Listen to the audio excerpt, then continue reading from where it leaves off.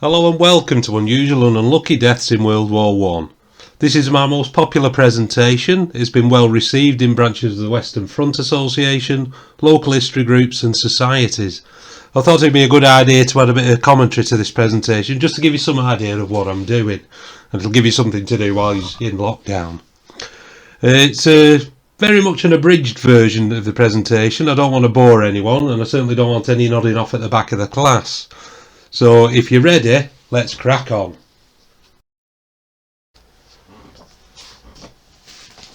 First up is John Robert Sedgwick.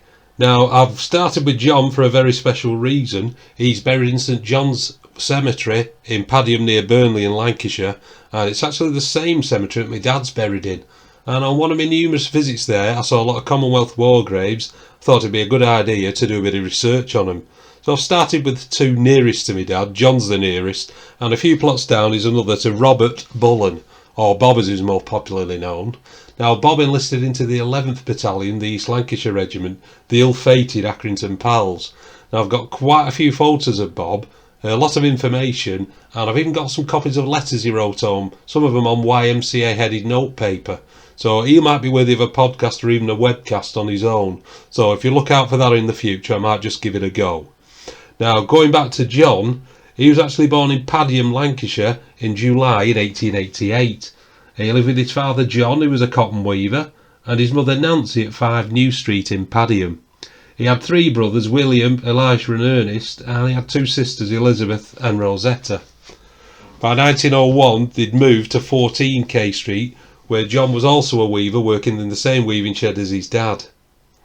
He enlisted in Padiham on the 6th of October 1914 into the 5th Battalion, the East Lancashire Regiment. Now, on the 11th of March 1915, while he was at home on leave, he married Mary Elizabeth Ward, and they set up home in 81 Shakespeare Street, Padiham. John died on the 25th of July 1917. Now we get to the circumstances of his death.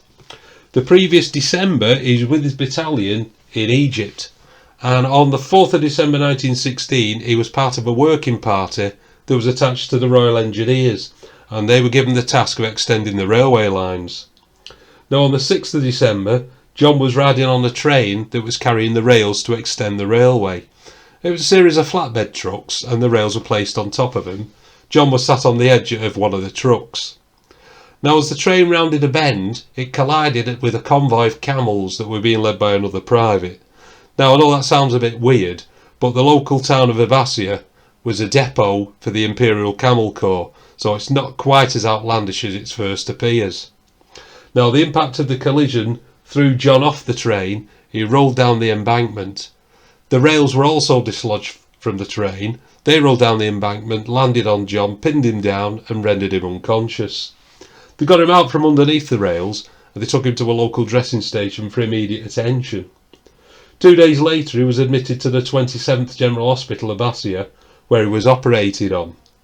He'd suffered a fractured spine which had resulted in paraplegia.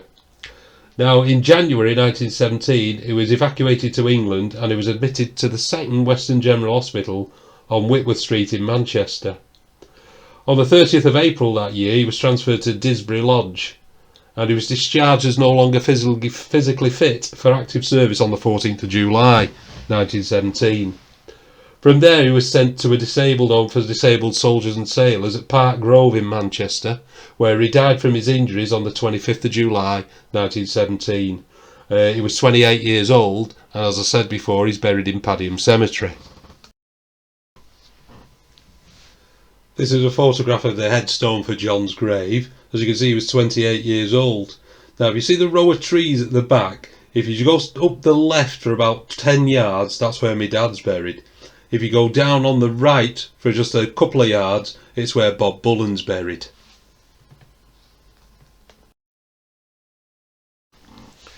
Next up is Harry Thomas Page. Now, Harry was born in Walsall in 1896. He lived with his parents George and Sarah at 66 Mount Street. He enlisted in Walsall on the 8th of December 1915, originally into the 5th Battalion of the South Staffordshire Regiment. Now, he was later transferred to the 1st Warwickshire Battery of the Royal Field Artillery, where he was a driver. Now when I say a driver, he didn't have a car, a van or a lorry or anything like that.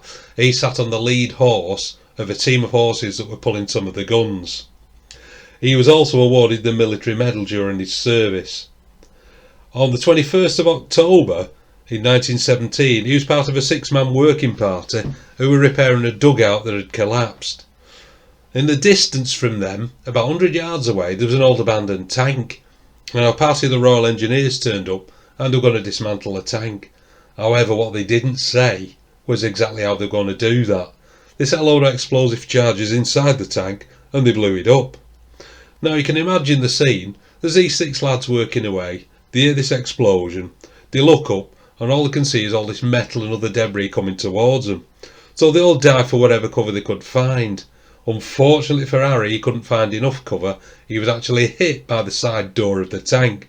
He was severely injured.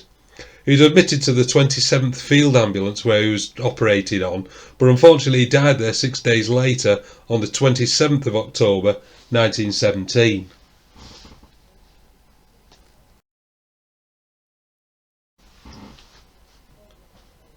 Harry's buried in St Julian Dressing Station Cemetery in Langmark in Belgium, and this is his headstone.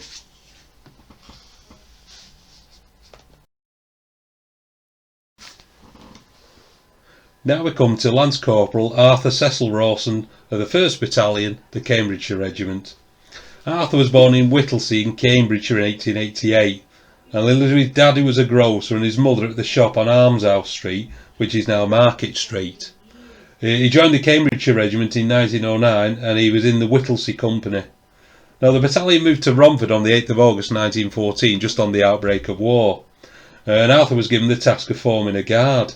So he instructed a section of men into how to load the rifles prior to going out on watch. He told them to leave a round in the breech, but with the safety on. Now this wasn't standard procedure. It wasn't supposed to have happened that way. Anyway, they went out for the first night on guard duty. It was a cold night, so they had the greatcoats on. And the night passed uneventfully, nothing happened, and they came off duty. Now, each of the privates on the guard, they handed Arthur the rifle. He unloaded them and handed them back. Fortunately, when we got to the rifle of Private Alf Davis, he missed the bullet that was still in the breech. He passed it back to Alf, and the trigger caught on the button of his greatcoat, and it went off, and it hit Arthur in the groin. Bullet entered his calf, and it exited out through his thigh. He was taken to the nearby Coppage Hospital, but unfortunately died through a loss of blood.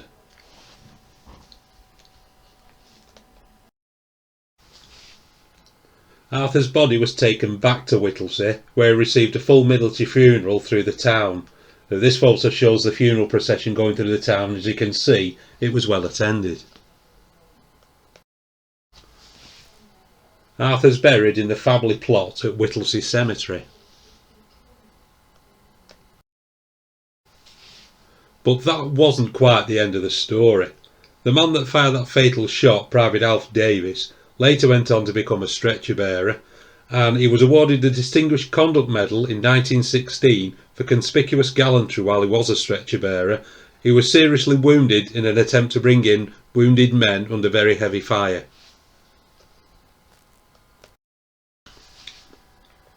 Now we come to Colour Sergeant William Henry Malins. William was born in Rhyl in 1869. He married Jeanette and they moved to Warrington in Lancashire, where they lived at 269 Liverpool Road, and he was a hairdresser. He previously served with the 8th Battalion, the South Lancashire Regiment during the Boer War. He was awarded the Queen's South Africa Medal with 4 bars and the King's South Africa Medal with 2. He was discharged as medically unfit on the 7th of December 1914, but he managed to re-enlist again on the 5th of June 1915, again into the South Lancashire Regiment. Now, because he was unfit for active service, he was transferred to the Royal Defence Corps and he was attached to the 306th Protection Company. He was on duty as a guard at Knockalow Internment Camp on the Isle of Man, where he died on the 15th of May 1916. He was 46 years old. At the Court of Criminal Inquiry held in Peel on the Isle of Man, John Williams, also of Warrington, also a sergeant in the Royal Defence Corps, was charged with the offence of murdering Colour Sergeant William Henry Malins by shooting him with a carbine in the sergeant's quarters. Now, the evidence showed that he were in the canteen, both of them together, and they had a heated discussion.